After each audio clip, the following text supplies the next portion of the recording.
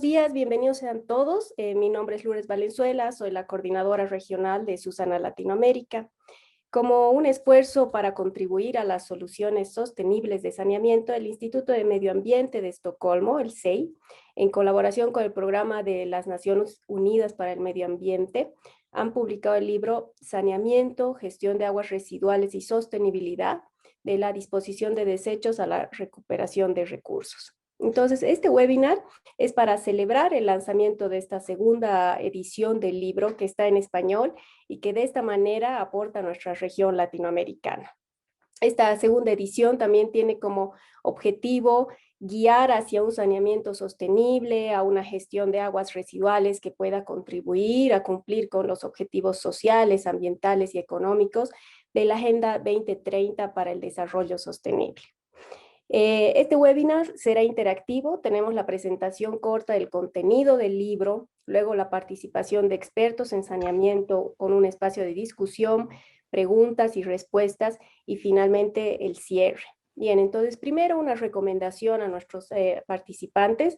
Para todas sus preguntas, utilicen por favor la opción de Q&A que está abajo, Q&A, que es para preguntas y respuestas, ¿no? Para comentarios generales, el chat va a estar a su disposición. Entonces ahora yo le doy la bienvenida a Kim Anderson del SEI. Él es Senior Expert con 20 años de experiencia trabajando en la gestión integrada de recursos naturales, con un enfoque en servicios de WASH, recuperación de recursos y gestión de recursos hídricos, y su experiencia profesional incluye además el trabajo en entornos urbanos, rurales, en diferentes regiones del mundo. Y también doy la bienvenida a la doctora Elizabeth Gangstrom del RISE, es investigadora del Grupo Gestión de Aguas Urbanas. El RISE es un instituto de investigaciones de Suecia. Ella también es profesora adjunta de la Universidad Tecnológica de Luleå en Suecia y tiene muchos años de experiencia trabajando con el reuso de nutrientes de aguas residuales en la agricultura desde muchas perspectivas diferentes, en todas investigaciones científicas, planificación, desarrollo, etcétera. Entonces, bienvenidos Kim, Elizabeth, yo les dejo la palabra y para que puedan compartir la pantalla. Kim, a ver, aquí te habilito. Muchas gracias, Lourdes, por la introducción. Es un placer estar aquí hoy y presentando esta segunda edición. Realmente es un trabajo conjunto. La publicación fue publicado conjuntamente con PNUMA, el Programa de Naciones Unidas de Medio Ambiente, y el SEI, el Instituto de Medio Ambiente de Estocolmo. Pero también tuvimos muchos otros colaboradores que aportaron al libro, ¿no? Porque hay muchos casos, hay muchos ejemplos de diferentes partes del mundo. Entonces realmente fue un esfuerzo grande de muchos. Y hoy estoy aquí con una de las autoras, Elizabeth también, que va a presentar una parte. Y próxima, Elizabeth. Entonces, solamente un poquito sobre el contenido de hoy de la charla. ¿Por qué el libro? Pienso que es interesante decir cómo salió y luego hablar un poquito lo que dijo Lourdes sobre el sostenibilidad y aprovechamiento en el marco de la Agenda 2030 y luego ilustrando la sostenibilidad en la práctica. Y realmente eso es como mucho del libro, ¿no? Tratar de hacer esto, mostrar un poquito más allá qué queremos decir con sostenibilidad, con ejemplos, prácticas, dando ejemplos de conceptos, etc. Y luego voy a dar la palabra a Elizabeth, ese tema de profundización. Ella va a hablar de unos casos de certificación que puede ser relevante por muchas partes del mundo. Y voy a también dar un poquito de resaltar unas cosas nuevas de la segunda edición y allá integrando también unos estudios casos. Siguiente. Entonces, ¿por qué el libro? Entonces, realmente cuando fue PNUMA que estaba acercando a SEI, hace más de 5 años ya, ¿no? Si queríamos aportar, hacer un estudio, generar una publicación sobre la gestión de aguas residuales y el riego realmente era un enfoque, pero y mostrar algo más de sostenibilidad de esta gestión, pero nosotros como sé, habíamos estado trabajando el saneamiento sostenible y pensamos que no podemos solamente enfocarnos en aguas residuales. Realmente, si queremos generar un sistema sostenible, tenemos que ver el sistema completo, ¿no? Entonces, tenemos que incluir más que es saneamiento, ¿no? Y entonces, por eso luchamos por esto. También pensamos muy oportuno. Era como allá alrededor de 2015, justo estaban por lanzar la Agenda 2030. Entonces, fue muy oportuno hablar de más qué queremos decir con sostenibilidad. Y también sentíamos que realmente saneamiento muchas veces es como utilizado más como en trabajos de desarrollo, mientras aguas residuales está manejado más por ingenieros, etcétera, pero realmente merece ser más integrado. Entonces, esto fue como que queremos hacer con integrar esos temas en el libro y hablar de eso. Entonces, vemos el próximo. Que más bien no sé, debería ser versus, pero realmente corazón allá mostrando que estos se bien vinculados y integrados, ¿no? Estos temas. Próximo. También queríamos como mostrar que con un poquito más ambición con el saneamiento, podemos ir más allá de cómo proteger la salud cercana a las casas, pero realmente contribuir a problemas globales más allá también. Tenemos enfrentando escasez de agua, hay una desnutrición, etcétera. Y si vemos el mapa, estos tipos de problemas realmente se repite en más o menos las mismas zonas del mundo. Entonces, si podemos hacer como un saneamiento un poquito más innovativo, sostenible, tal vez podemos enfrentar estos retos en una manera mucho más integral. Entonces, eso es como queremos mostrar. Próximo. Y para hacer esto también hicimos como el análisis y viendo como una escalera de ambición. Si vemos como arriba allá, hay como en estas columnas, contención de desechos, acceso a saneamiento seguro, control de emisiones de patógenos, control de emisión de nutrientes, gestión y recuperación de recursos. Entonces uno puede ver como una escalera de ambición que queremos obtener con el sistema de saneamiento. Y uno puede decir que los dos primeros resumen más o menos que es la meta 6.2 en los objetivos de desarrollo sostenible, y los otros tres como la meta 6.3. Y vemos entonces vemos cómo haciendo estas cosas se pueden como contribuir a otras metas de la Agenda 2030. Y con esta más ambición vamos a poder ir desde tocando ocho otras metas hasta construir de mejor forma unos 32 metas. Esto fue un análisis no súper profundo, pero de todas formas ver potenciales, ¿no? Entonces, siguiente, por favor. Y también, como dije, el libro quiere mostrar lo que es sostenibilidad y hemos partido de la definición de sostenibilidad del Susana, de la Alianza de Saneamiento Sostenible. Entonces, ellos tienen que el sistema de saneamiento debe proteger salud, debe de contribuir socialmente, institucionalmente más sostenibles sistemas, que protege el ambiente, que también tecnológicamente y financieramente sean sostenibles.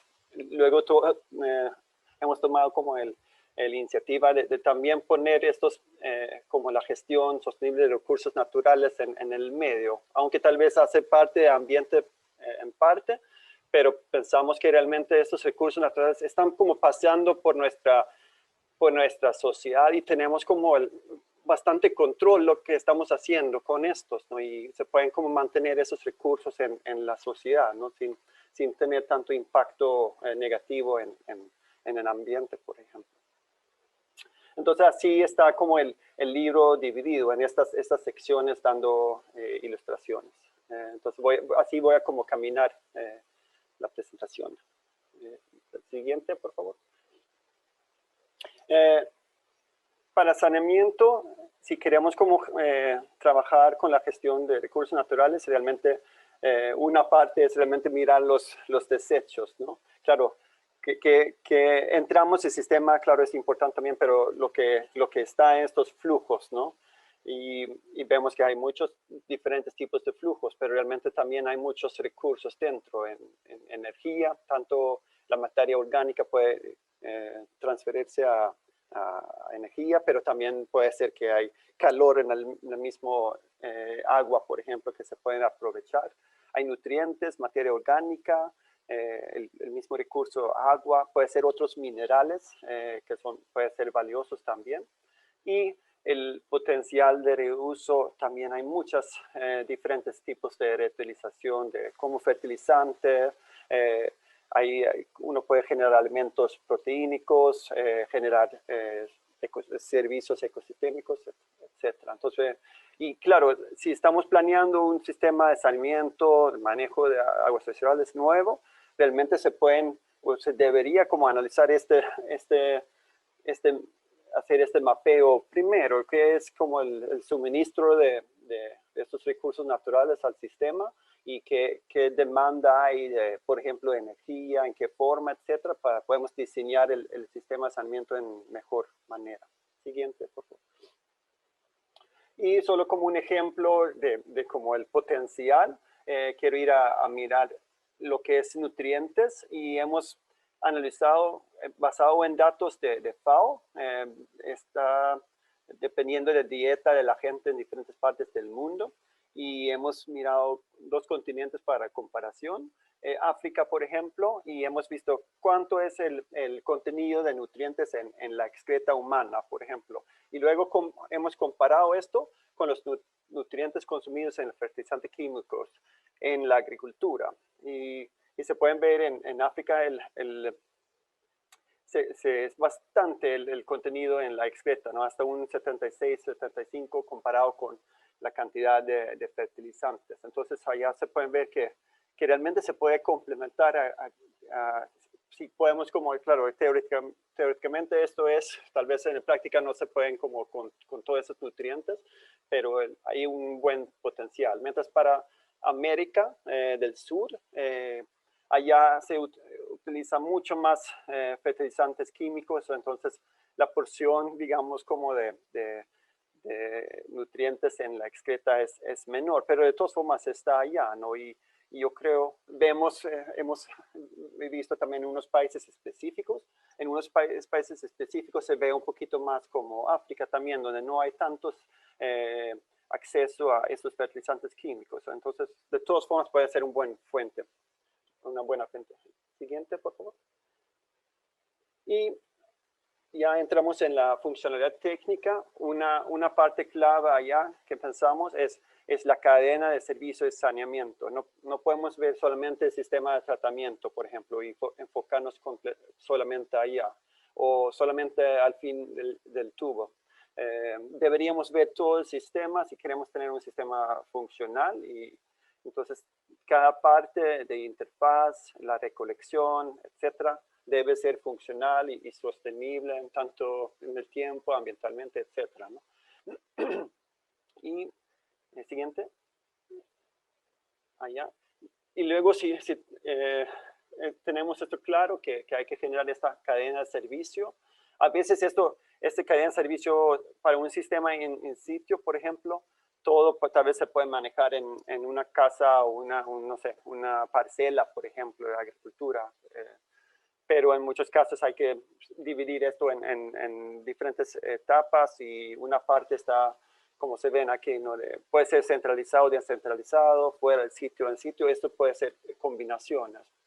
Hay sistemas basados en agua o otros sin o con poca agua. Por ejemplo, lo que se muestra en una foto aquí es un baño con destilación de orina y este es seco, por ejemplo, pero hay este tipo, pero para descargar las heces con agua también.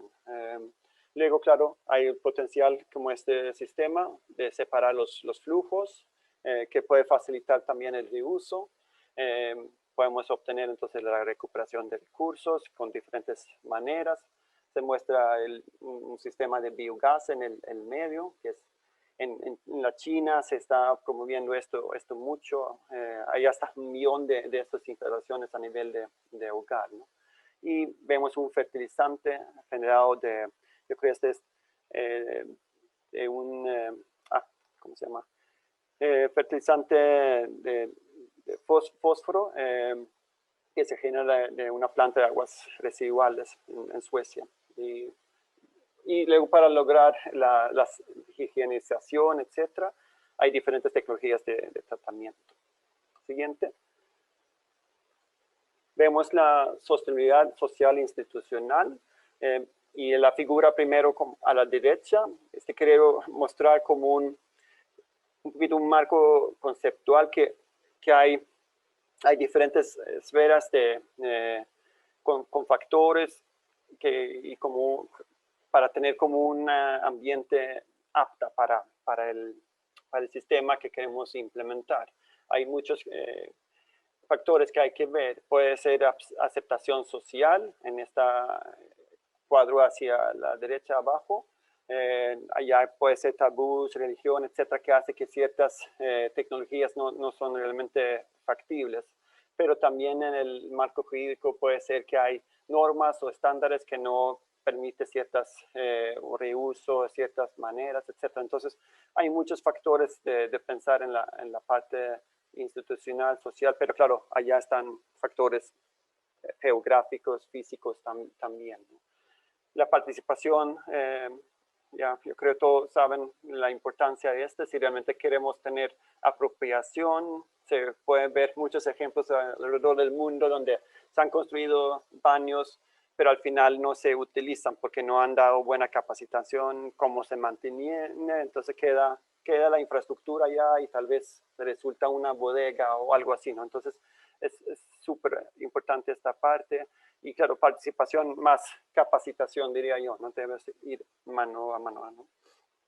Y funciones y responsabilidad, solo lo que se pueden decir allá es, claro, si tenemos más ambiciones del saneamiento, por ejemplo, con reuso, vamos a estar integrando nuevos actores también. Entonces se requiere hasta más estar bien con la gobernanza del sistema, ver qué funciones, qué responsabilidades. También esto de instrumentos de gestión vuelve hasta más importante.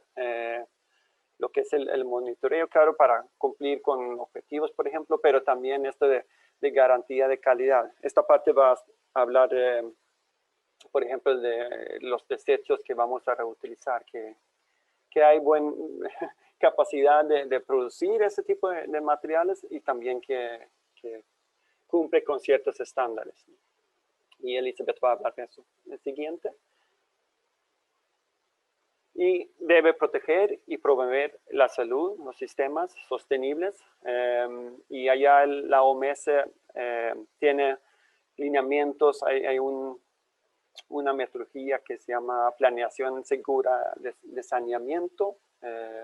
Porque, claro, si pensamos en un sistema normal donde el enfoque es contener los residuos, allá tal vez no hay tantos puntos como de posible exposición, pero si empezamos a reusar el agua o otros recursos, podemos estar generando otros puntos posibles como de exposición, contaminación. Entonces, vuelve hasta más importante también de hacer ese tipo de análisis de dónde están los puntos de exposición.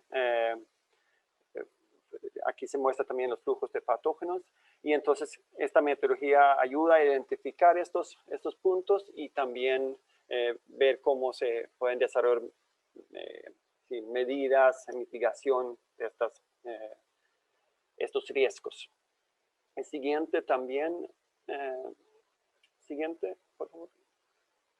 También la OMS está promoviendo como no solamente enfocar en tratamiento, porque el tratamiento puede ser muy bueno, pero puede haber fallas, que hay una diferencia en el tiempo, cómo está funcionando el tratamiento. Entonces, y también a veces hay que invertir mucho plata para llegar a una muy buena calidad. Entonces, lo que están diciendo la OMS es que también uno debería tener un enfoque de barreras. Entonces, aparte de tener un buen tratamiento, este es el caso de orina que se muestra aquí, por ejemplo, separación en la fuente, evitar que las heces y la orina se mezclen, por ejemplo. Entonces, allá evitamos algo de patógenos, en este caso, si queremos reusar la orina. Luego, después del tratamiento, en este caso es almacenamiento, pero luego en la aplicación, cómo aplicamos, qué tipo de cultivos, allá podemos tener restricciones para evitar contagio, etc. O periodo de retención desde cuando cosechamos hasta, no, aplicamos hasta que cosechamos, por ejemplo. Y igual manera en el manejo luego los alimentos en la casa. Entonces, ese es el enfoque de barreras. Gracias. Próximo. Y también la sostenibilidad y protección ambiental. Claro, ahí hay varias, queremos controlar nutrientes, materia orgánica. El mismo reuso puede ser una manera de evitar que esas materias lleguen a cuerpos de agua. Entonces, puede ser una buena medida en sí, ¿no? De que más bien de tener una descarga al agua, si utilizamos unas aguas residuales tratadas para riego en la agricultura, los nutrientes de materia orgánica van allá, ¿no? El control de microcontaminantes, en este caso, una medida importante realmente es el control en la fuente, ¿no? De realmente concientizar a la gente, evitar tirar químicos, utilizar menos químicos en las casas, en las industrias, etcétera, o cerrar, en cuanto a las industrias, tratar de cerrar sus producciones, ¿no? O tener un pretratamiento, etcétera. Otro potencial es mitigar emisiones de gases de efecto invernadero, tanto por cuál tecnología uno escoge. Todavía hay algo de vacío, diría yo, en el conocimiento, en sistemas in sitio, por ejemplo. Pero claro, hay conocidos, sabemos que hay, por ejemplo, una generación de metano, entonces como se ve en la foto allá, se pueden hacer cosas para capturar esto, por ejemplo, en plantas de tratamiento de aguas residuales. Captar metano, utilizarlo para una fuente de energía, por ejemplo. Y también podemos con sistemas de saneamiento de aguas residuales hasta generar, fortalecer como los sistemas ambientales naturales, ¿no? Por ejemplo, en la foto ya muestra un humedal artificial, se está generando un espacio natural en una zona urbana y al mismo tiempo es un sistema de tratamiento basado en procesos naturales.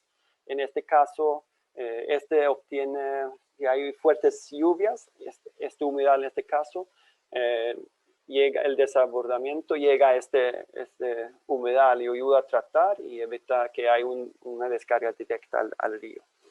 Siguiente. La última va a ser esta, antes de Elizabeth.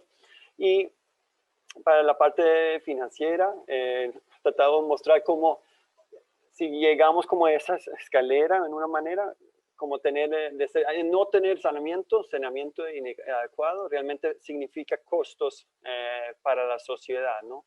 En salud, pedido de uno está enfermo, o no quiere ir a la escuela porque no hay un baño allá, etcétera, etcétera, ¿no? Hasta en saneamiento básico, donde más o menos estamos como evitando costos, ¿no? Pero podemos lograr una gestión mejor de recursos y reuso, generar más negocios alrededor de saneamiento y gestión de aguas residuales.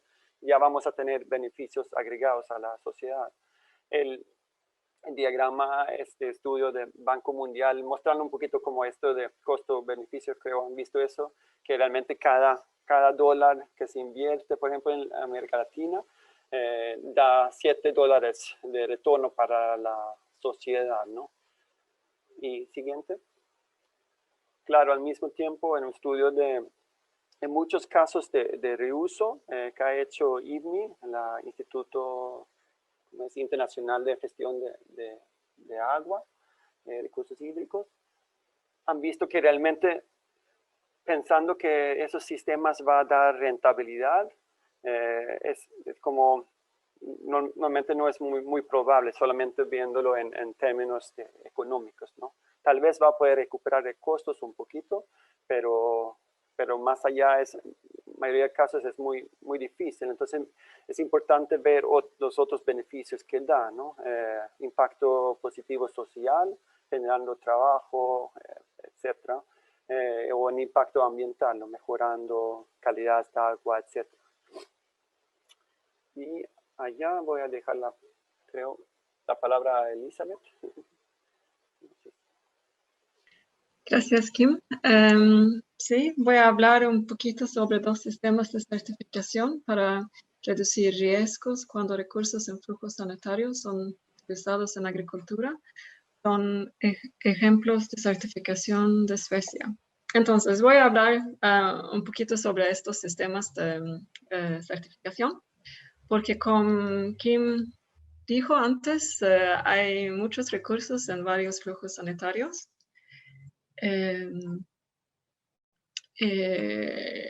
Los flujos varían mucho. Por ejemplo, en una vivienda hay dos flujos distintos, las aguas negras y aguas grises. Las aguas negras vienen de inodoros y las aguas grises vienen de duchas, de lavadoras, de la cocina.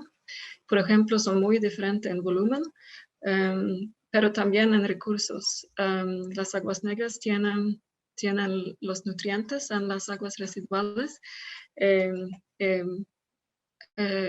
riesgo principal es el contenido de patógenos, tal vez productos farmacéuticos. Las aguas grises, por otra parte, su recurso principal en muchos casos son el contenido de agua. Aquí en Suecia el contenido de cálido sí, es importante también en las aguas grises, pero tal vez no en Bolivia. Ok, el riesgo principal con las aguas grises son el contenido de microcontaminantes. En muchos casos, estos flujos diferentes son mezclados y producen aguas residuales que son tratadas en plantas de tratamiento. Hay dos productos distintos otra vez.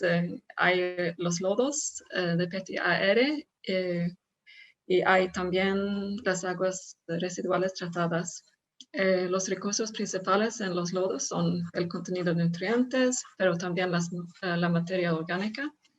En las aguas residuales, sí, las aguas residuales tratadas son utilizadas en agricultura. Hay también el recurso de contenido de aguas y también de nutrientes. Pero si las aguas tratadas residuales son descargadas en aguas destinarias, los nutrientes se convierten en problema, porque hay problemas en aguas destinarias con nutrientes, patógenos, productos farmacéuticos, etc. Hay también riesgos con los lodos, el contenido de patógenos, pero lo más importante creo es el contenido de microcontaminantes. Entonces, sí, para aprovechar plenamente los recursos en un sistema verdaderamente sostenible, se debe bien manejar los riesgos, claro. En Suecia hay dos sistemas de certificación para los flujos ricos en nutrientes, los lodos de PET-AR, y también por flujos separados en fuente, por ejemplo, las aguas negras o orina, o de baños secos, la mezcla de orina y heces. Estos flujos son muy ricos en nutrientes. Estos sistemas existen para manejar los riesgos. ¿Sí? Voy a empezar un poquito con el sistema de lodos de PET-AR que se llama REVAC. es un sistema de certificación adoptado por plantas de tratamiento para reducir los flujos de sustancias peligrosas a las plantas de tratamiento para lograr una reutilización sostenible de estos lodos. El sistema de certificación es operada por la Asociación Sueca del Agua y las Aguas Residuales, con otras organizaciones también. Voy a explicar un poquito sobre el proceso porque es un proceso muy arduo.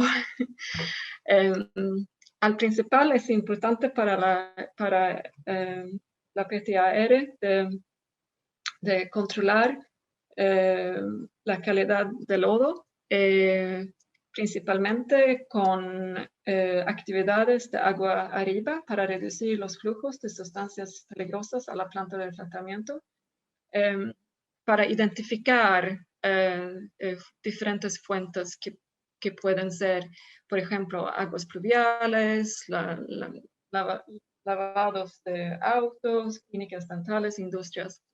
Y cuando las fuentes son identificadas, es importante para el PTAR trabajar con la reducción del flujo de estas sustancias al PTAR.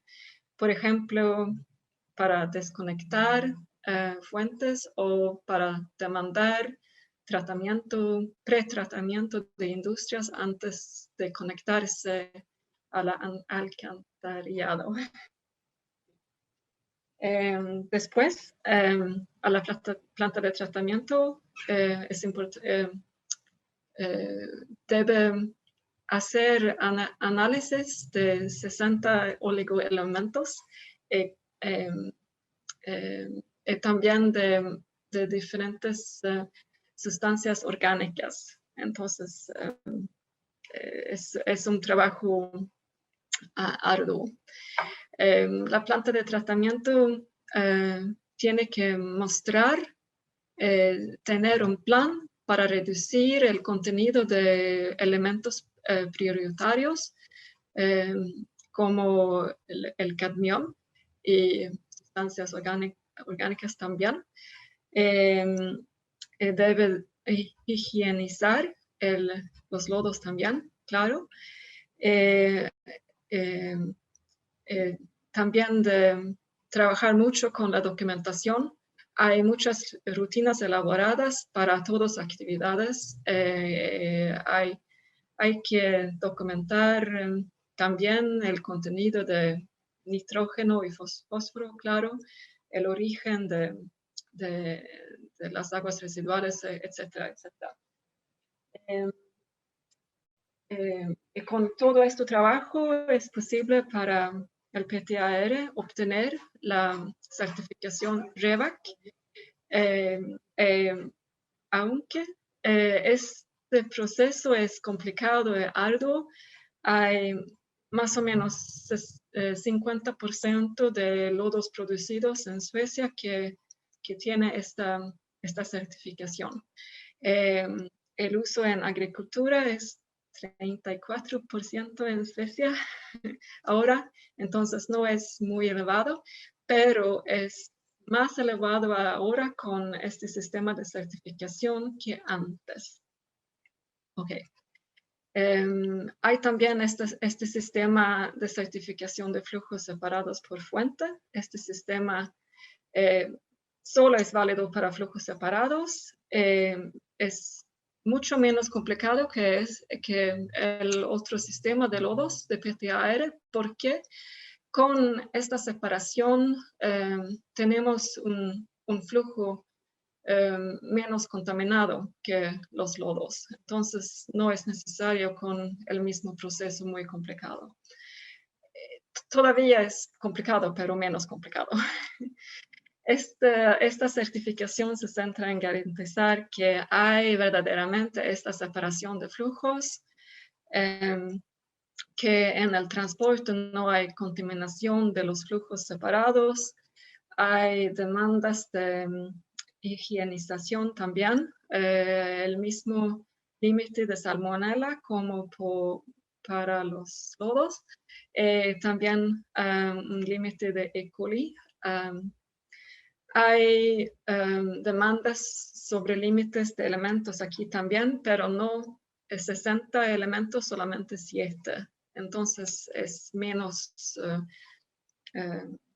complicado. Hay demandas de documentación también, pero menos complicado que otro sistema.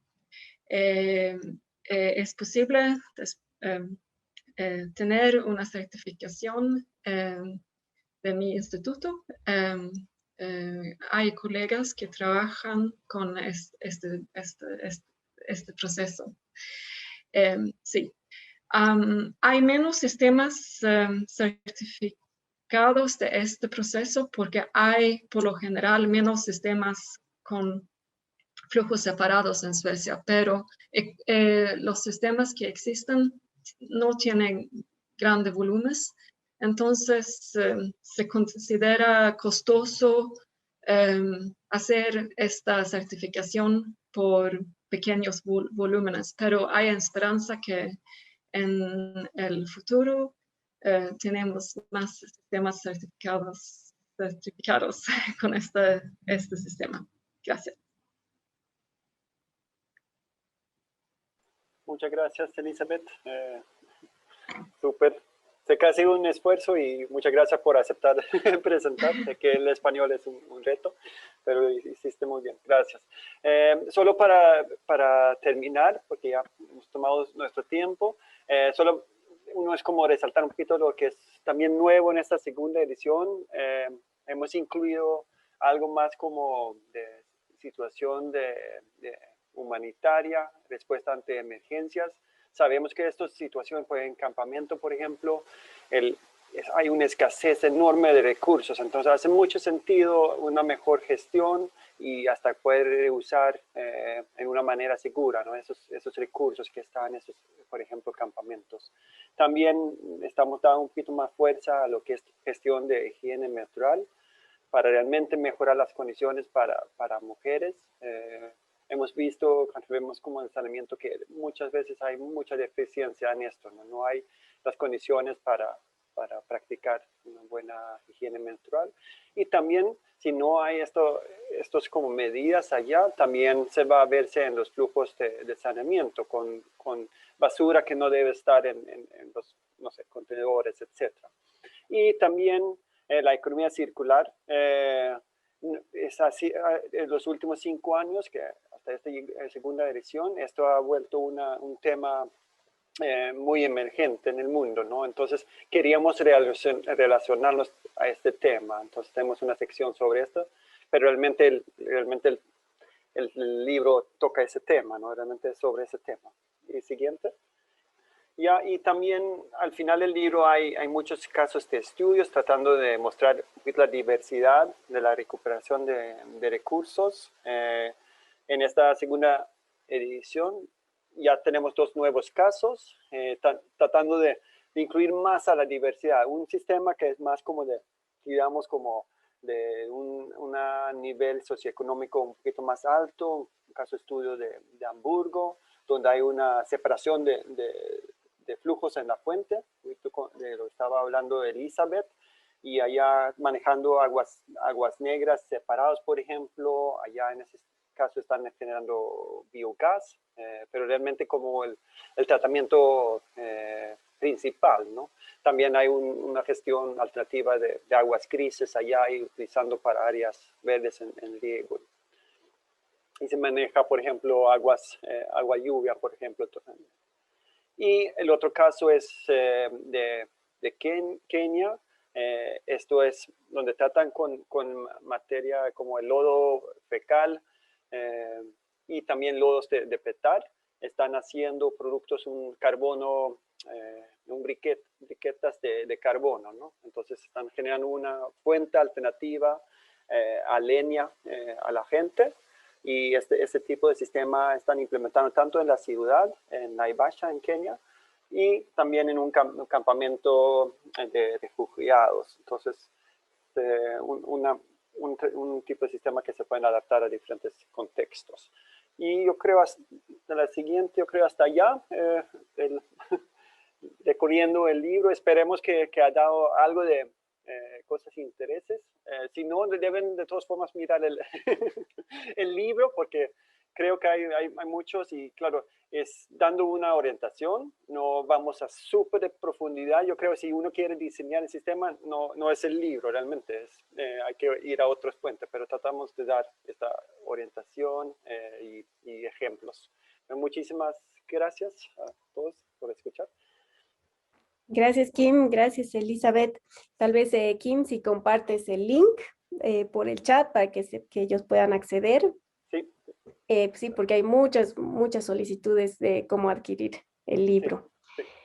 Entonces, yo me disculpo por las cámaras. Al programar el webinar se me ha ido un clic y es por culpa mía, entonces, que los panelistas no pueden compartir su video. He tratado de solucionar, pero tendríamos que cerrar el webinar para que yo pueda habilitarles la cámara a los panelistas. Entonces, vamos a pasar a la sección de discusión y de preguntas y respuestas. Voy a presentar a nuestros expertos en saneamiento. Pedro Moreos es consultor de agua y saneamiento de la OEA y tiene su base en Costa Rica. Él es responsable de la coordinación del proyecto regional HEVCREW Plus, que abarca 18 países de la región del Gran Caribe. Pedro, de nacionalidad española, es un ingeniero industrial con más de 12 años de experiencia en dirección y supervisión de proyectos en las industrias de la construcción, agua y saneamiento, trabajando con los sectores público y privado y con organismos internacionales y multilaterales.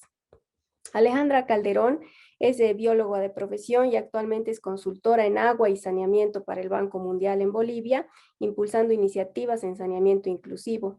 Tiene más de 15 años de experiencia laboral en coordinación de proyectos en agua, saneamiento y cambio climático en Bolivia y lideró diferentes proyectos ambientales de planificación junto a un equipo técnico desde Medio Ambiente del Gobierno Autónomo Municipal de Santa Cruz.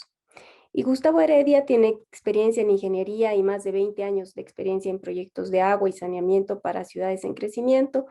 Él es director de la Fundación Agua Tuya, institución dedicada a mejorar el ciclo urbano del agua en Bolivia, y actualmente Gustavo colabora con trabajos de consultoría específicos con instituciones como el Banco Mundial y el Banco de Desarrollo de América Latina. Entonces, ahora sí, podemos pasar al sector de preguntas y respuestas. Les voy lanzando la pregunta a los invitados y a continuación escucharán las respuestas de nuestros expertos. Cada experto tiene un tiempo de máximo de 5 minutos para responder la pregunta. Entonces, estimado Pedro, empecemos contigo. ¿Dónde están los mayores retos del sector para generar una gestión de saneamiento y aguas residuales sostenible? ¿Y cómo crees que el libro puede contribuir a esta transición? Hola, buenos días Lourdes y colegas. Bueno, primero de todo, muchas gracias por la invitación y gracias a Kim y a Elizabeth por la presentación, ya que esto pues me pone contento porque realmente está muy en línea con todo lo que estamos haciendo en el proyecto HEVCREW que se establece, se enmarca en el Gran Caribe, pero también pues tiene países como México, Colombia que también comparten costa del Caribe. Un poco la visión que tenemos nosotros de los mayores retos que tenemos en la región, pues hay varios, pero un poquito no me gustaría priorizar, pero primero de todo nosotros lo que intentamos es que los gobiernos prioricen en sus agendas pues la mejora de la gestión integral. Porque realmente a lo largo de los años lo que sí que hemos visto es que los gobiernos pues ya incluyen estos en las agendas nacionales, pero necesitamos ponerlo un poquito por arriba como una prioridad. Y lo bueno bueno, nunca ha sido nada bueno la pandemia, pero sí que nos ha puesto en relieve las deficiencias de los sistemas de agua y saneamiento. Y esto ha generado pues una oportunidad para pues ver un poco pues que la necesidad de esta mejora. Y con esta necesidad, pues, como realmente el conocimiento está, y lo estamos viendo con este tipo de publicaciones, pues podemos dar esa mejora, esa innovación sostenible y esa manera de hacer diferente las cosas, porque al final hay varios estudios de habla de que si seguimos haciendo las cosas como está, de la manera convencional, vamos a tardar pues más de 100 años, incluso yo diría mucho más, para poder poner solución y dar un acceso al agua y saneamiento a toda la población. Rápidamente un segundo reto que vemos es la falta de información, de una información también confiable, porque nosotros tenemos, sí que es verdad que se pone encima de la mesa las coberturas que tenemos yo siempre hablo de agua y saneamiento porque también aquí Kim lo ha dicho, que realmente es un ciclo integral, o sea, las aguas residuales realmente hablamos de casi un 90% de agua y un 10% de contaminantes, entonces siempre tiene esta integración. Y esa falta de datos me refiero a que sí que podemos hablar de que existe una cobertura de unos porcentajes muy elevados, 80-90%, pero realmente hemos de profundizar un poco en los datos. Esa cobertura, como por ejemplo cobertura en saneamiento, que tenemos la tubería, vale, pero de allí a dónde va? Va a una planta de tratamiento que está funcionando pues bien al 100%, la cual nos genera pues un efluente o un tratamiento de agua confiable para poderlo pues descargar a un cuerpo de agua, a un río, a un acuífero o a un ecosistema como el Mar Caribe, que nuestro proyecto está muy basado en también evitar pues esa contaminación del Mar Caribe, que es una fuente de ingresos para los países pues con el sector turismo, perdón. Entonces, por eso hablo de que necesitamos también pues avanzar con los países para que nos den esos datos, trabajar con ellos, crear una plataforma regional en la cual nosotros podamos trabajar, porque al final cada tecnología, como también indica la publicación, hay que adaptarla. Entonces necesitamos saber primeramente qué es lo que necesitamos tratar. Complementando la integración esta que necesitamos ya poner encima de la mesa, yo hablaría también de un reto de una coordinación entre las agencias, las que trabajamos para todos estos proyectos y para los países, y también una coordinación interna entre los gobiernos, ya que ahora, como se ve en el compendio, hablamos de muchos aspectos, aspecto financiero, institucional, social, etcétera, en la cual conlleva varias entidades a trabajar conjuntamente, lo cual también es un reto para ellos, porque nosotros, por ejemplo, hablamos de que toda pues, construcción tiene que llevar pues, un modelo financiero que la apoye, que esto a lo mejor es el Ministerio de Finanzas el que lo trata, hablamos del Ministerio de Ambiente y luego los ministerios que son los rectores de agua, que muchas veces están ubicados en el Ministerio de Vivienda. Y por último, y a Lourdes no me extiendo más, lo último reto y el que creo que es una parte que somos nosotros los responsables, es realmente empezar a realizar acciones en el terreno, es decir, que se vea las intervenciones y los países que yo estoy trabajando esto nos los piden. Y no nos están pidiendo que hagamos grandes construcciones, grandes obras, nos piden que ya hagamos acciones, que dejemos de hablar de pilotos, hablemos de digamos, pues algunos planes en los cuales a lo mejor no los proyectos o las agencias no estamos capacitados para hacer un plan de desarrollo de todo un país, pero hacer trocitos pequeños y entre nosotros poder coordinarnos para poder ir, digamos, tener esa continuidad en estos proyectos. Entonces, un proyectito puede hacer algo, una agencia puede hacer algo, complementarlo y seguir el hilo de todo esto y nunca dejar, digamos, el proceso de la gran intervención, porque al final una intervención no es hacer la construcción y dejarla ahí, sino que también necesitamos la operación y mantenimiento. Y me paro ahí, Lourdes, disculpa si me he pasado un poquito, pero hay bastantes retos que hemos de poner encima de la mesa. Gracias. Gracias, Pedro. No, estás perfecto con el tiempo. Bien, entonces ahora paso a Alejandra. ¿Cómo estás, Alejandra? Te hago la misma pregunta. ¿Dónde crees que están los mayores retos del sector para generar una gestión de saneamiento y aguas residuales sostenible? ¿Y cómo puede el libro contribuir a esta transición? Muy buenos días, muchas gracias por la invitación. Indudablemente el crecimiento poblacional ha visto un consumo intensivo básicamente de los recursos, ¿no? Básicamente uno de los principales retos que nos va a tocar asumir es un cambio de pensamiento, un cambio social, un cambio de paradigma, como quien dice, para desacostumbrarnos a lo que estamos tradicionalmente acostumbrados como saneamiento moderno, entre comillas, a pasar a lo que sería un saneamiento y una gestión de aguas residuales con ahorro de agua principalmente, que eso se convierte en un reto. De hecho, otro reto fundamental va a ser el trabajo colaborativo e interinstitucional no solamente en torno a la gobernanza del sistema, sino a la atención con la operación y mantenimiento. No es solamente el sistema en sí, sino cómo logramos hacer un trabajo de manera conjunta para que este sistema funcione y funcione a largo plazo. Indudablemente coincido con Pedro en el tema de falta de información. No existe información. El mismo libro publica datos compilados de 55 países, cuando en realidad nos falta mucho más por trabajar. Entonces, aquí hay un faltante de datos para poder continuar trabajando, continuar compartiendo, principalmente para generar mayor investigación.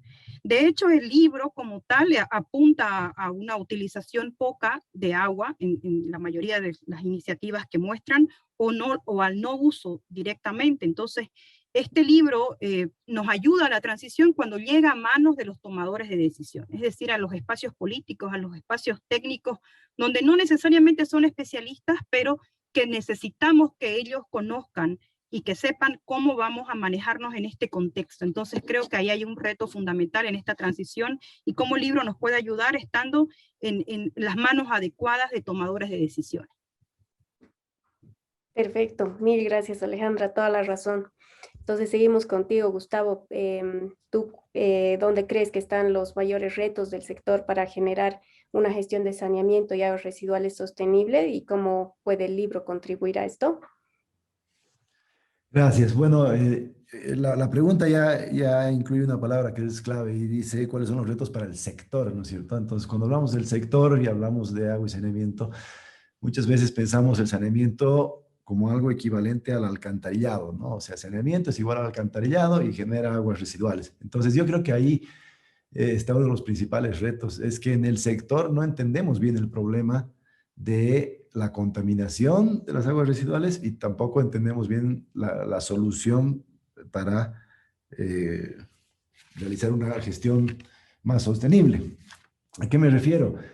A que cuando concebimos el saneamiento solamente como alcantarillado, entonces es justamente lo que genera el problema, porque ahí estamos combinando el ciclo del agua con el ciclo de los nutrientes, que es muy fácil son dos ciclos muy complejos, pero muy fáciles de combinar en uno cuando usamos el saneamiento hidráulico, ¿no? Con arrastre de agua, pero que es muy complejo y muy complicado para separarlos nuevamente, o sea, para tener por un lado el agua pura y por otro lado todos los contaminantes, nutrientes, la recuperación de recursos, etcétera, ¿no? Entonces, la forma convencional de saneamiento es la que genera el problema y eso se genera en el sector, pero la solución no está en el sector, porque si la solución es tener un saneamiento más sostenible a través de la economía circular, de la recuperación de recursos, etcétera, entonces ya es una solución intersectorial, ¿no es cierto?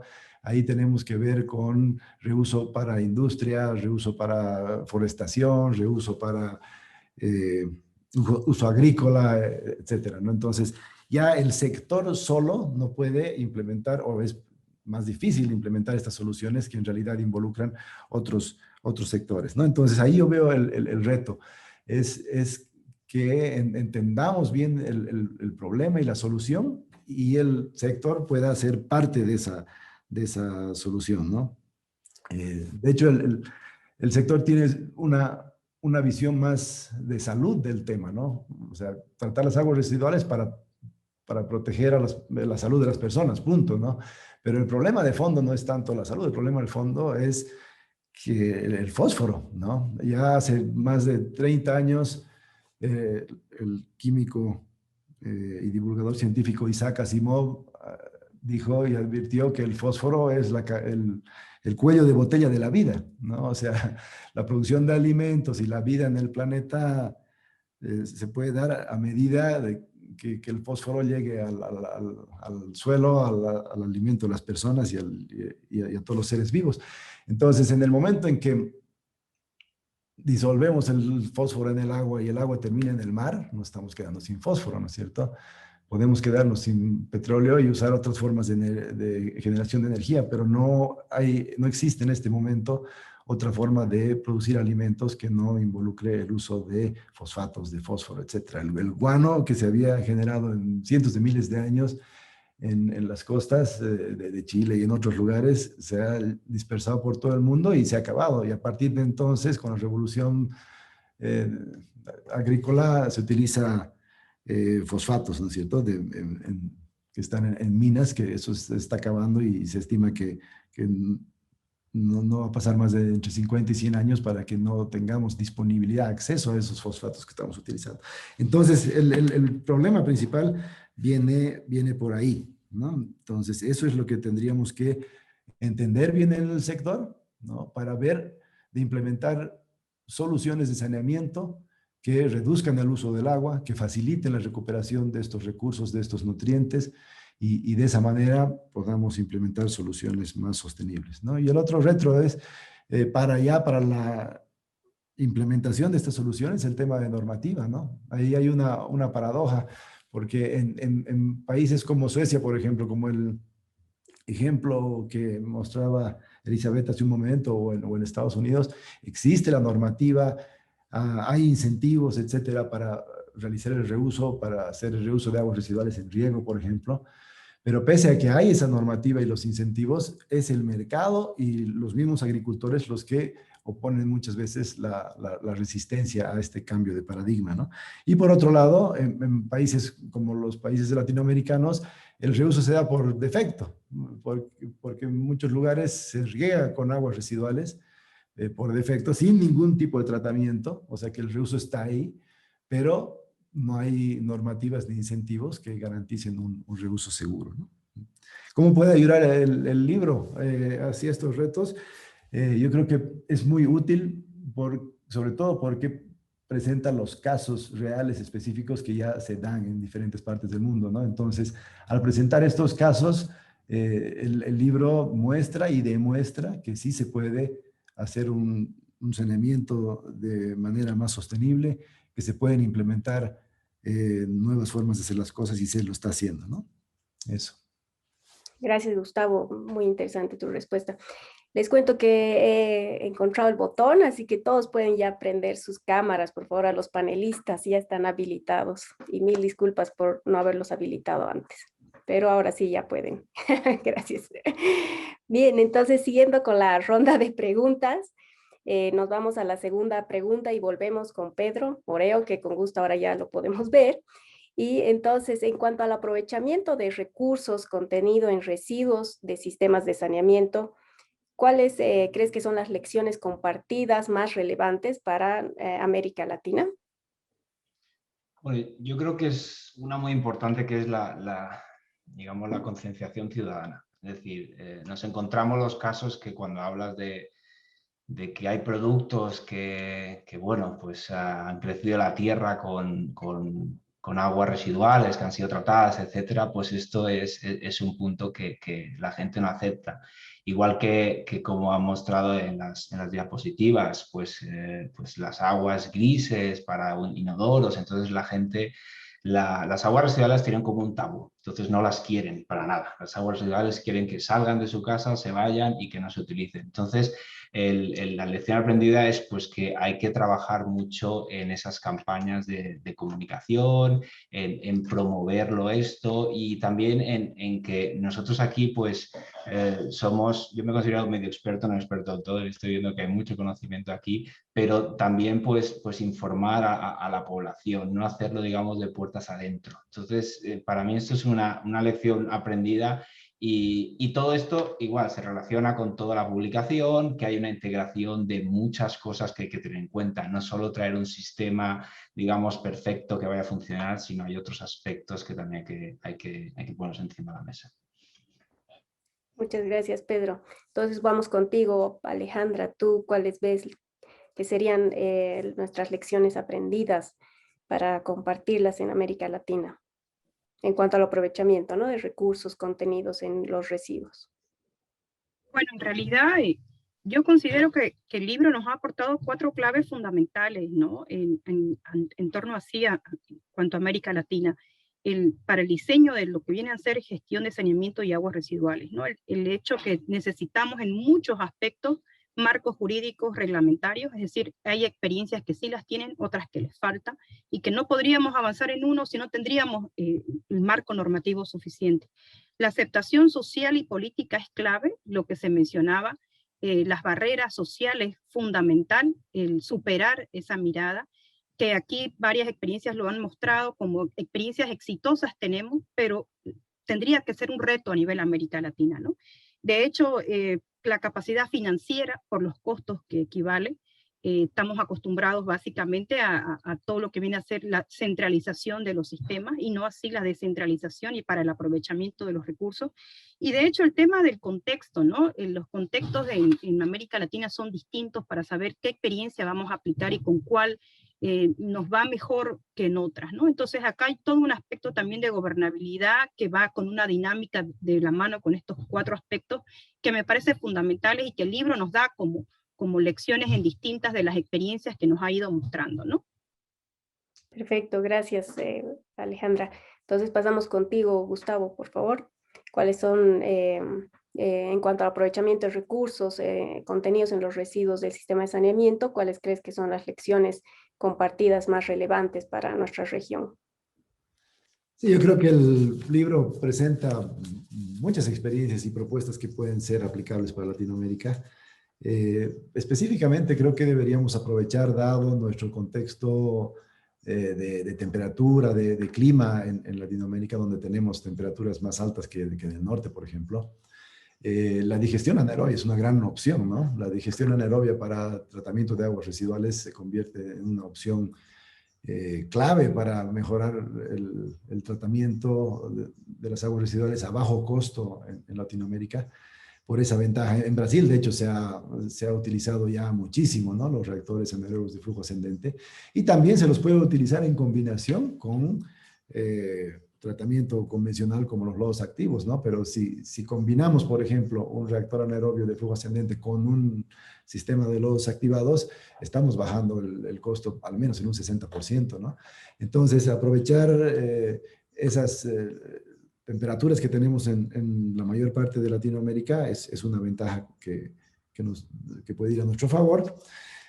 Por otro lado, es súper interesante la experiencia de del Black Soldier Flies, ¿no? De las moscas las larvas de mosca que digieren los lodos, ¿no? Porque lo que se puede generar con eso es proteína, ¿no? Que eso se necesita mucho en la región, sobre todo para producción de animales, de pollos, de ganado, etcétera. Entonces, el generar valor agregado de los lodos fecales a través de la proteína podría ser también una gran opción, ¿no? Entonces, bueno, menciono esas dos, pero yo creo que en el libro hay bastantes otras experiencias que pueden ser totalmente aplicables a la región. Muchas gracias, Gustavo. Estamos bien con el tiempo, entonces vamos a pasar ahora al sector de preguntas y respuestas. Hay un montón de preguntas, sobre todo que dónde pueden adquirir el libro, ¿no? Y cómo conseguirlos. Entonces, Kim, no sé si puedes compartir el link en el chat o avisarles. He pedido a la parte de comunicación de SEI, pero no sé, parece que el libro de español todavía demora tal vez unas horas, no sé. Entonces lo que puedes compartir el vínculo a la versión inglés. No sé, Lourdes, ¿tú tienes mails a la gente? ¿Podemos mandar el vínculo ¿Sí? a la versión de español luego, tal vez? Perfecto. Entonces, cuando yo reenvío después el link para que ellos puedan ver el video del webinar, bajarse la presentación y además el link de acceso al libro que está así en español, porque aquí había otra pregunta que decía, ¿el libro está en español? Sí, es en español. Sí. La primera versión estaba en inglés y esta segunda versión se ha lanzado en español. Bueno, voy a compartir el de inglés para empezar, para que tengan algo. Ahora. Perfecto. Hay una pregunta de Oscar Villarreal que dice, ¿es posible que se requieran mayores pendientes en el transporte de flujos separados en el caso de aguas negras? No sé si Kim o Elizabeth pueden absorber esta consulta.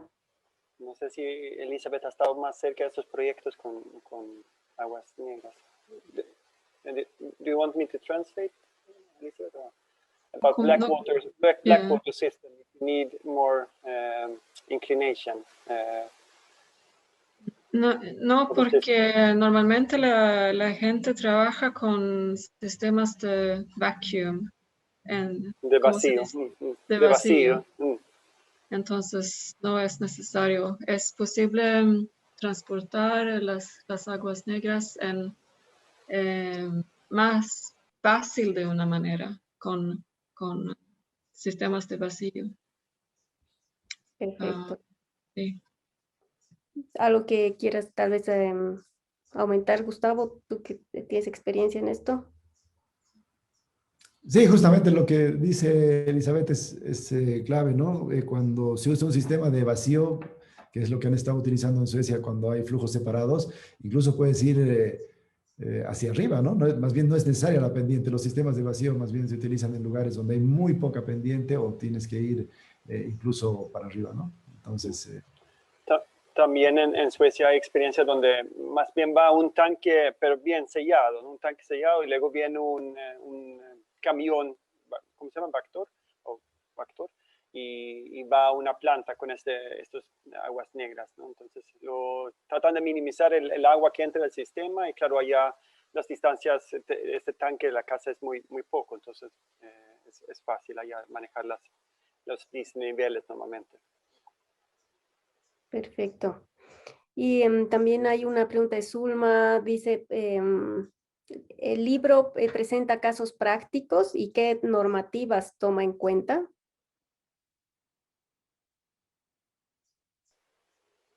No sé si es para mí, yo creo. Sí, Sí, sí. claro, cada caso, claro, es específico, ¿no? Y cada caso entonces tiene sus normativas. Pero claro, cuando lo que ha mostrado Elizabeth, hemos tratado de dar ejemplos donde realmente se toca esto de normativas, cómo esto puede gestionar una mejor, por ejemplo, en Suecia hay como una factibilidad de hacer cosas por función, no es en unas partes del mundo realmente es una tecnología que es lo único que se pueden como implementar, pero en Suecia hay como también, si uno puede mostrar que otro sistema tiene la misma función y cumple con los mismos requisitos, ya se pueden implementar. Pero claro, estamos tratando de dar esos tipos de... que dice las normas y dónde puede generar realmente barreras también, ¿no? Y claro, allá sí hay que trabajar, a veces hay una falta enorme de normas también, ¿no? Entonces allá es difícil navegar también qué se puede y qué no se puede hacer. Entonces, pero por ejemplo en la Comunidad Europea sí hay normas de reuso, etcétera, ¿no? Perfecto. Por Lourdes, favor, Pedro, adelante. y puedo complementar. Sí, aquí lo que decía Alejandra, aquí hay una falta de institucional muy grande, y sobre todo con temas tan avanzados como esto. Muchas veces nos encontramos que los países a veces los empujamos a que necesitamos ya pues unos tratamientos muy avanzados, y ellos no están, pues todavía están pues un pasito más atrás. Entonces también hemos de adaptarnos un poco a las necesidades que tienen. Un poco también como la anterior respuesta, hablamos de empezar pues a dividir, a hacer pues diferentes tipos de saneamiento, pero a veces pues necesitamos pues iniciar con algo un poquito más básico, y sobre todo también enfocarnos un poco en esas comunidades, en ese tanto por ciento de la población que no tiene acceso ni a agua ni a saneamiento, comunidades rurales, las cuales ellos van a necesitar unos sistemas muy sencillos, y los cuales creo que hemos de darles un poco pues prioridad a esto antes de iniciar con más avances en las grandes ciudades. Y el tema de institucionalidad, también nosotros tenemos un caso muy interesante, que es que al final nosotros teníamos un país donde había financiamiento para poder hacer una planta de tratamiento, pero debido a que no había ninguna normativa, ninguna regulación, el dinero se quedó allí y no avanzó. Entonces, tener el entorno adecuado para realizar lo que queremos realizar es sumamente importante antes de dar este paso. Perfecto. Muchas gracias, Pedro. Bien, entonces hemos visto que entre los retos está obvio la falta de información, plataformas regionales que te comparten esta información. El libro aporta mucho a esto. Está el tema también justo de cómo adaptar tecnologías. Ahí también el libro nos muestra varias opciones de tecnologías. Y también está esto de que como sector se tiene que entender justamente el ciclo del agua y el ciclo de nutrientes, donde el tema de nutrientes y fósforo en específico es un tema que se viene muy fuerte a futuro. Entonces, de trabajar en campañas de comunicación y todo esto es lo que se resume de la discusión aquí de nuestros panelistas. Muchas gracias. Entonces, ahora a nuestros invitados, yo le voy a dar la palabra para el cierre a Guido Merubia. Él es actualmente el oficial de programas de medio ambiente en la Agencia Sueca de Cooperación Internacional para el Desarrollo. Es responsable de la implementación del portafolio del sector WASH en Bolivia. Él cuenta con más de 20 años de experiencia en el área de medio ambiente, con énfasis en el sector de agua y saneamiento, desempeñando en el ámbito público y principalmente con la cooperación internacional. Entonces, Guido, bienvenido y te dejo la palabra para que tú nos hagas el cierre. Muchísimas gracias y muchísimas gracias por esta invitación. Realmente me siento muy honrado de poder estar acá y poder dar el cierre de las palabras. Creo que hay un tema pendiente y es que puedan, ahí Kim, te miro a vos para que puedan realmente mandar el link del libro en la versión en español, porque creo que todos están muy deseosos de poder leerlo, ¿no? Pero bueno, muy rápidamente, porque yo sé que hay muchísimas cosas en esta jornada. Quisiera comenzar, por supuesto, felicitando al Instituto de Medio Ambiente de Estocolmo y al Programa de las Naciones Unidas para el Medio Ambiente, y en particular a los autores de este extraordinario libro, a Kim Anderson, quien por si acaso es un buen amigo, un colega con quien hemos trabajado durante años en esta temática y creo que vamos a seguir trabajando, Arno Rosmarin, Virgul Lamisana, Elizabeth Bamstrom. Elizabeth, no te conozco personalmente, pero hemos trabajado muchísimo con RISE, así que esperamos poder fortalecer esto en los siguientes años también. Jennifer McConville, Razak Seydus, Sarah Dickin y Caspar Trimen. También quiero aprovechar de saludar al tremendo panel que se ha hecho presente el día de hoy, Alejandra, Pedro, Gustavo, por sus excelentes comentarios y reflexiones. Muchísimas gracias. Creo que realmente las complementaciones que han realizado han sido muy, muy importantes. Un reconocimiento muy especial a nuestra colega Lourdes Valenzuela, quien a través de la red Susana siempre está promoviendo este tipo de eventos que son muy necesarios para generar conciencia y abogacía en esta importante temática como es la gestión sostenible del saneamiento y las aguas residuales. También un reconocimiento especial y extensivo al equipo del programa WATCH, que también es ejecutado por el Instituto de Medio Ambiente de Estocolmo, por haber financiado esta iniciativa y por darnos la alegría de tener, digamos, la versión de este libro en español, ¿no? Muy rápidamente, aunque creo que en esta muy rica charla se ha dicho prácticamente todo, quería aprovechar de recalcar algunos elementos centrales, ¿no?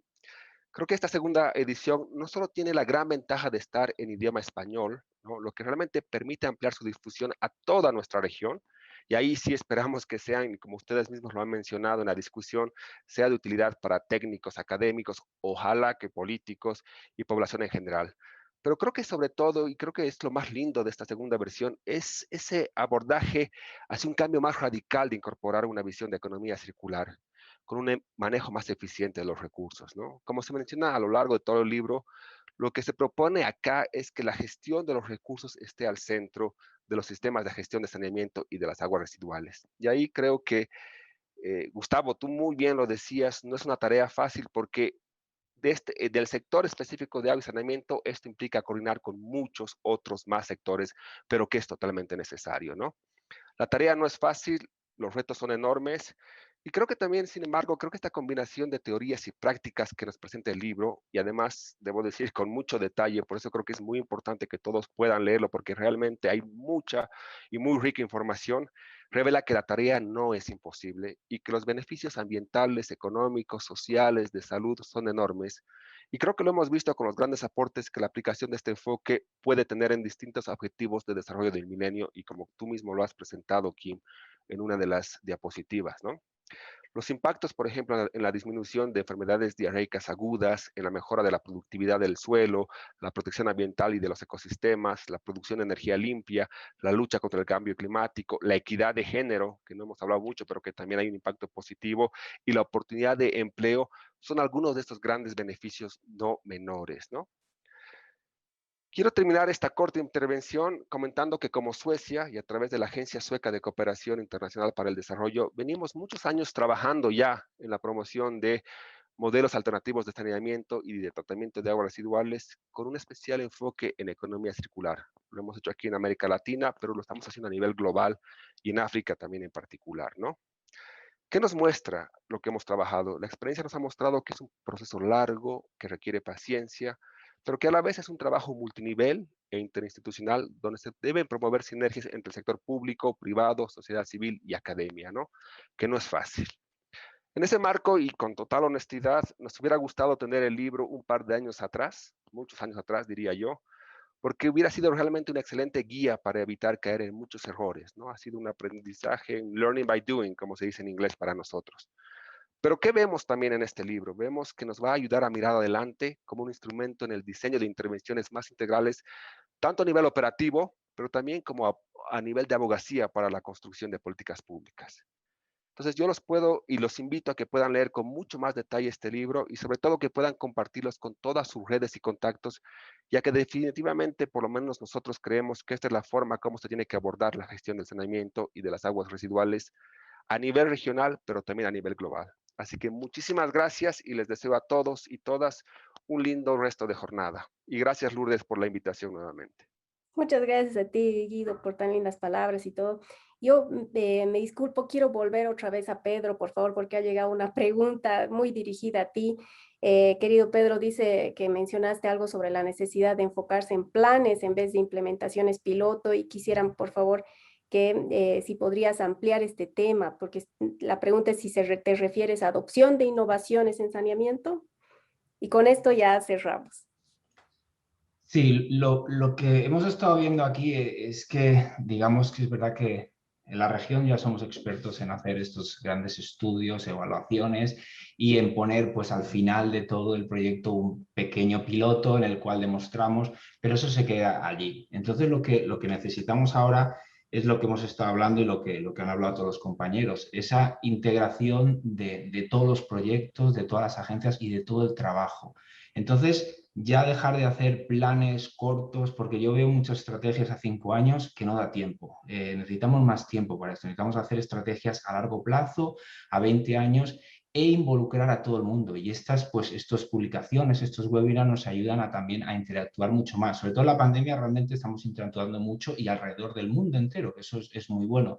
Entonces el país lo que quiere es un plan, pero no un plan que se haga ya mismo, sino decir, pues iniciamos con este proceso, luego otro proyecto dentro de 2 años vendrá y agarrará lo que hacemos. Y también con esto, como tratar de explicar que son procesos mucho más largos, porque al final nosotros y en nuestros proyectos tenemos como actividades realizar un producto, realizar una normativa, realizar unos estándares o una política. Ahí no acaba esto. Necesitamos continuidad con esto, necesitamos un plan de implementación, necesitamos dar apoyo a los países para que se implemente y eso es a lo largo de muchos años. La política la podemos hacer en 1 año, 2 años, pero el plan de implementación necesitamos 10, 20 años para continuarlo.